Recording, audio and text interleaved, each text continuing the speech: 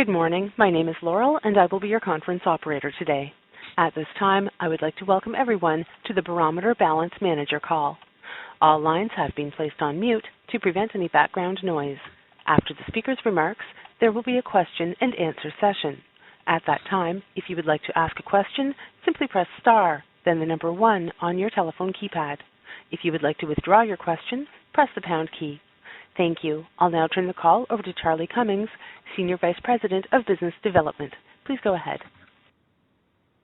Good morning, everyone, and thanks for calling in today. So joining us today will be our portfolio management team, Paul Campbell and Jimmy Brennan, running our balance strategies, the balance pool and the balance fund.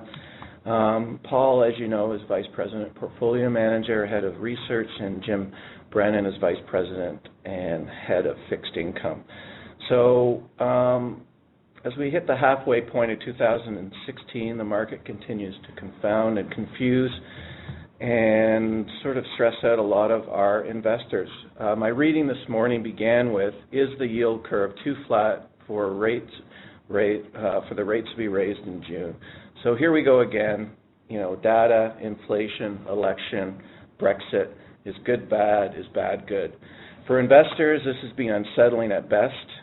We know any form of deflation of any kind, including returns, defers decisions, and really what we're experiencing is inverse fear of missing out. Our clients feel if they defer decisions, they're not going to miss anything. So how can we help? Well, we know we can provide a comfortable place for investors to participate in what we know are the asset classes they should and cannot avoid to build. Help them build their personal balance sheets. We can provide conservative exposure to equities. We can provide selective fixed income exposure to special situations. Really, the theme of the call today is about being tactical and balanced. So the goal is to provide low volatility with positive returns. So this year, we're up about 2.5% year to date if we look at the balance pool in the F-class version. This has come with very low volatility. We're still running a beta of less than 1/3 the market over the last 3 years compared to the North American indexes.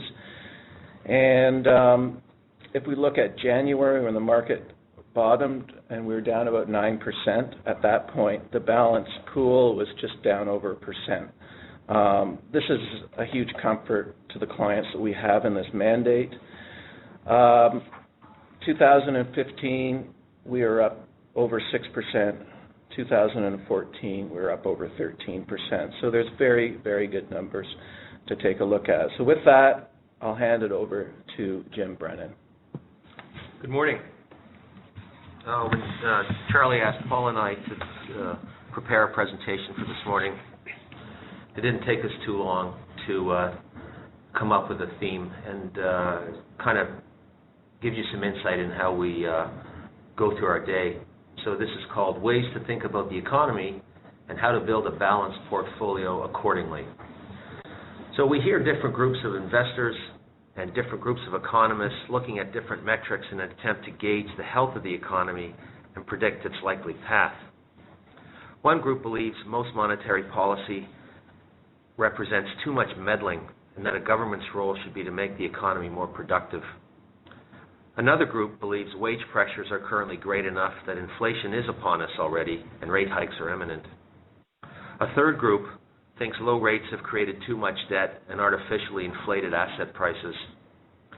Monetary policy's reached its limit, and now it's not only ineffective, but it's outright negative.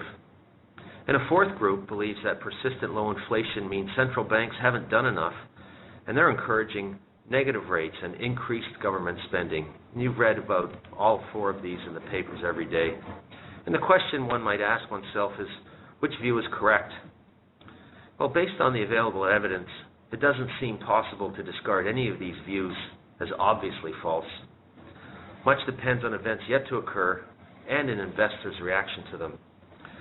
So we think picking a winner out of these four themes is unnecessary. We also think it's imprudent. We think the prudent path is to construct a balanced fund that will perform well regardless of outcome. As Paul says, let's look for multiple ways to win. So this is what we've done. We look through our models here at Barometer, and we look for strong sectors of the market. This is consistent across all our portfolios. Within them, we've selected the strongest companies generating free cash flow. This is more germane to the balanced models. We look at the entire capital structure of these companies, and we decide what makes the most sense given the scenarios we've described. And in some cases, we own the debt, and in other cases, we pick the equity. We've selected companies and their securities that can benefit if we get inflation and if we get deflation. Some of these companies are non-cyclical in nature and generate cash in all markets. Some of them are much more cyclical.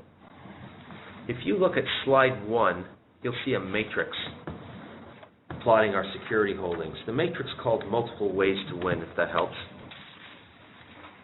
There's 4 quadrants, and they're expressed by the 2 variables we're capturing. You can see inflation, deflation, cyclical, and non-cyclical. A truly balanced portfolio should have a breadth of exposure amongst all 4 quadrants, and they do. We've identified several here, and we'll talk about them specifically. Paul, do you want to talk about some of these? Thanks, Jim. Thanks very much, and good morning. On the matrix, we haven't labeled all of the positions. We've just labeled a sample of them to give you a sense of some of the companies and how they're positioned. Complete listing of the holdings is included in what was emailed out on page 6. So as you can see, we do have a breadth of positions. We've tried to make sure that what is still a relatively concentrated portfolio of 35 positions is still very diversified in terms of themed sectors, but most importantly, how the securities behave under a variety of scenarios. So as Jim has outlined, you have the 4 quadrants, and just as some of the examples, we have 3 equities and 2 bond positions. First position to mention is Franco-Nevada. It's in the cyclical inflationary quadrant. And different people can look at these different positions and maybe have them slightly differently positioned, but this is the way we view them. I'm sure most of you are familiar with Franco-Nevada, but just as background, it's a royalty company with revenues driven by precious metals, volumes, and prices. It's not a mining company, so it's really not exposed to mining operating risks and very limited operating risk. It has a very diversified portfolio of royalties that are skewed heavily to favorable jurisdictions, primarily North America, South America. And really what we've seen over the past several years is financial pressures on gold and diversified miners. They've created a very favorable environment for royalty acquisitions. Conventional financing channels were really not available until very recently for the miners or the gold companies. That created a very attractive opportunity for Franco-Nevada, and they have taken advantage of it. They've made significant royalty investments from some of the leading gold companies and mining companies in the world with very attractive IRRs. The management are very strong. They're premier players in the space. They've done this longer than anybody with an excellent long-term track record through a variety of gold price environments. So we see this as a very attractive way to get exposure to the gold price, get exposure to potential for an inflationary environment. It's not necessarily what we're expecting, but certainly Franco-Nevada is in a position to benefit. And actually they've been able to grow successfully through a variety of gold price environments and a variety of inflation environments. Second equity position to highlight would be Milestone Apartment REIT in the non-cyclical inflationary quadrant. Milestone's a Toronto listed but a U.S. focused apartment REIT, largely focused on Sunbelt, Southwest U.S. It's positioned in growing markets and in segments of the market at affordable price levels. They have low-rise garden-style apartments, which are lower cost to operate than high-rise. They have a lot of features and amenities that make them very attractive in their respective markets. The average occupancy is 95.5%. And there have been some concerns expressed over the fact that apartment construction has accelerated in many markets. Generally, it isn't in their markets, and certainly not at their price levels. The apartments that are being developed would have rents of $1,500 a month plus.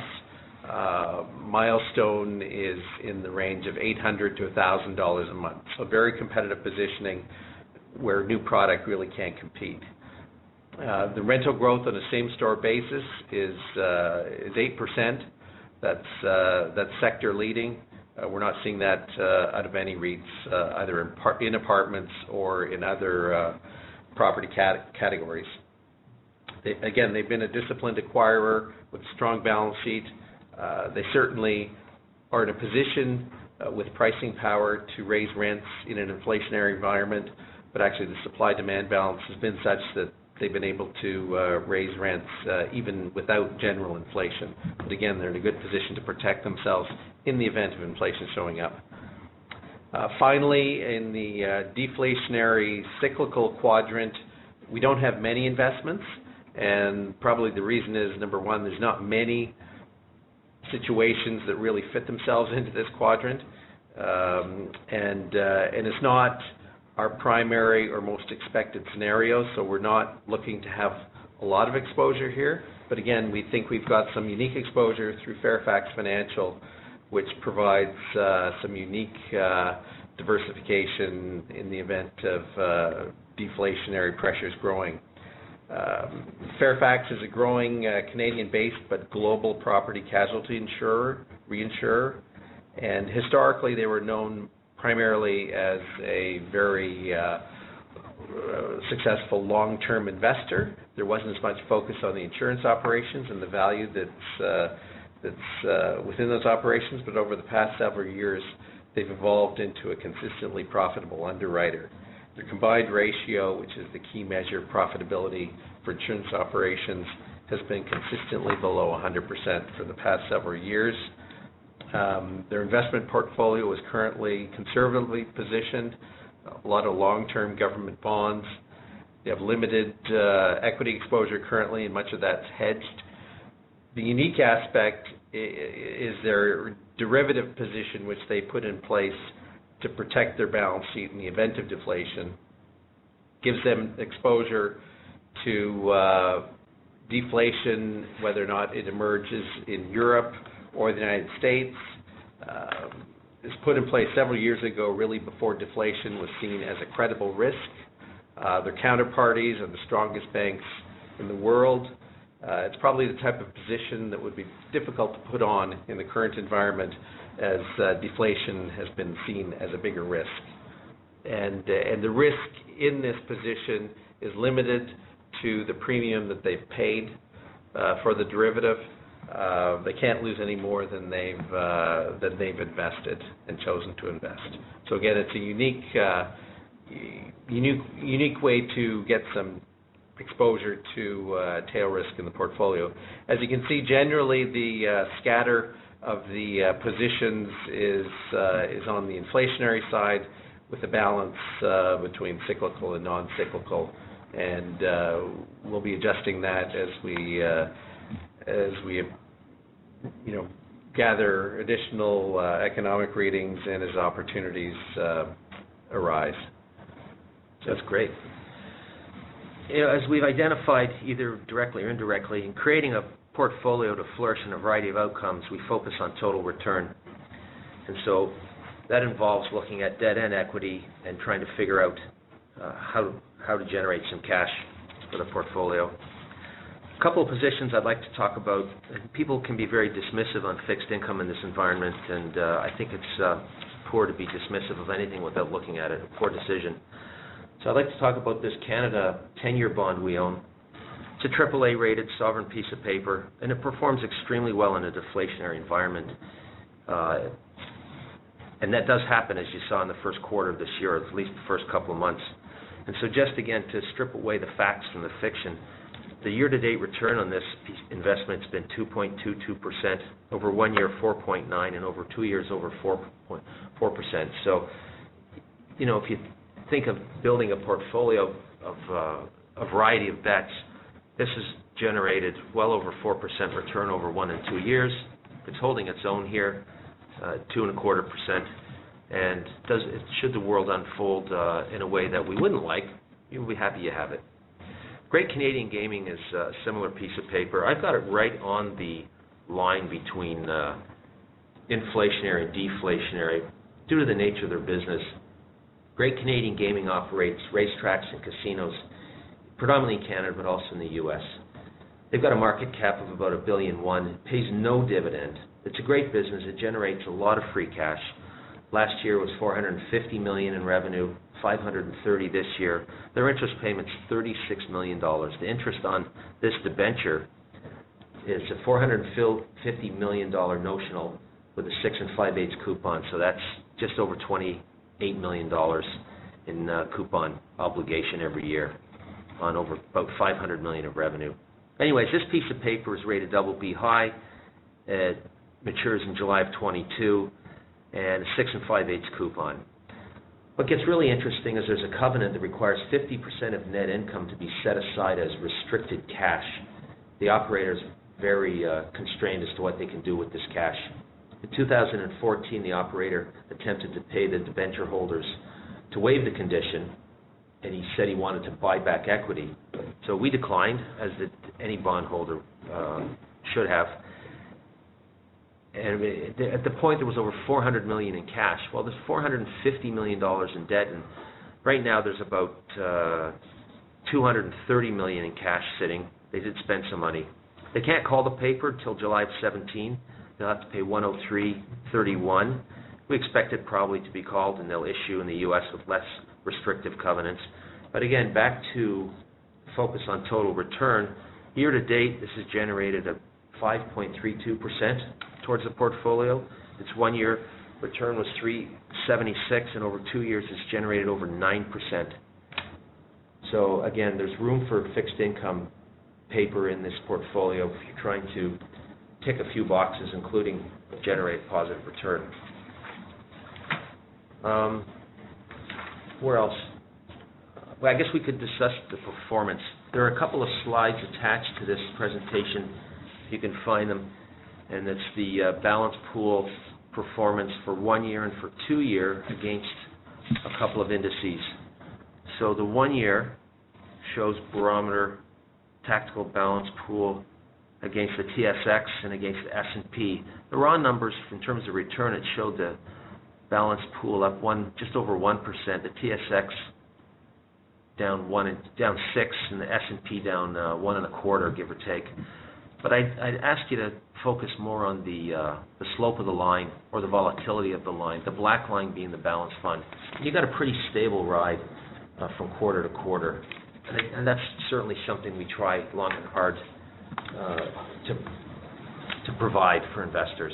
The return hopefully satisfactory compared to some of your alternatives, but also you can sleep at night. If you look at the 2 year number, I think we did over 15%. The TSX made 0.5%. S&P did 10 and change. But again, the shape of the curve is so much more consistent and flatter. We need to be able to sleep at night as the portfolio managers and clients within it, and I think this shows that we do that. At this point, we can talk about the portfolio holdings currently, or if anyone has any questions, or whatever makes sense. What do you think, Charlie? Hopefully you've been sent out the holdings, but it'll, at the high level, it will show our asset allocation about, just over 70% in equities, and the balance in fixed income, which again, corporate and governments. But I think at this point, we'll probably kick it off to questions, and I'll start with one, probably just to have some comments on currency, as I know that's been on everybody's mind as we've gone through 2 years of lots of volatility. Good question. Paul? Sure. Thanks, Jim. We're currently relatively neutral on the Canadian dollar versus the U.S. dollar. Certainly relative spreads, economic outlook, central bank tendencies would generally favor the U.S. dollar, but certainly the oil rally we've seen from the bottom of a few months ago up into the $50 area is now supportive of the Canadian dollar, which we've seen rebound. So right now we're currently 50% hedged on our U.S. dollar position. Currencies are very difficult to hedge, unhedge over the short term. We're trying to take sort of a medium to longer term view on it. There's a lot of built-in hedges in the security selection that we have as well. And the allocation of CAD to U.S. if you want to. And the allocation of CAD to U.S. Geographically. Last year we would have been generally 50% to less hedged on the U.S. dollar, positioned to benefit from a rising U.S. dollar, which did take place. Our geographic allocation last year was closer to 50-50, split between Canada and the U.S. Currently, we're 65% Canada, 35% U.S. So we've reduced our U.S. geographic exposure, and we're currently 50% hedged on that. Okay, operator, can you open up and see if there is anyone ready for a question? Yes, of course. Ladies and gentlemen, as a reminder, if you'd like to ask a question, simply press star, then the number 1 on your telephone keypad. We'll pause for just a moment to compile the Q&A roster.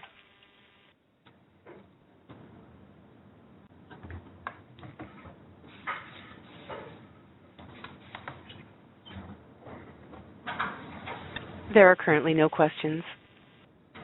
Okay, I think I'll just probably one more thing to discuss before we, while people are thinking of a question or before we end off the call, is energy. Our thoughts, our positioning. We came through a difficult year. We've had a very good rally in energy, and how do we participate that within the context of a conservative, low volatility portfolio? Sure. Yes, we've certainly been aware of the energy rebound and have increased our energy position over the past couple of months. Entering the year, we would have been at 0. Our initial exposure was through the infrastructure side of things, Enbridge and Pembina Pipeline. More recently, as the oil price has moved higher, we've added exposure in the E&P space, focusing on disciplined, low-cost producers.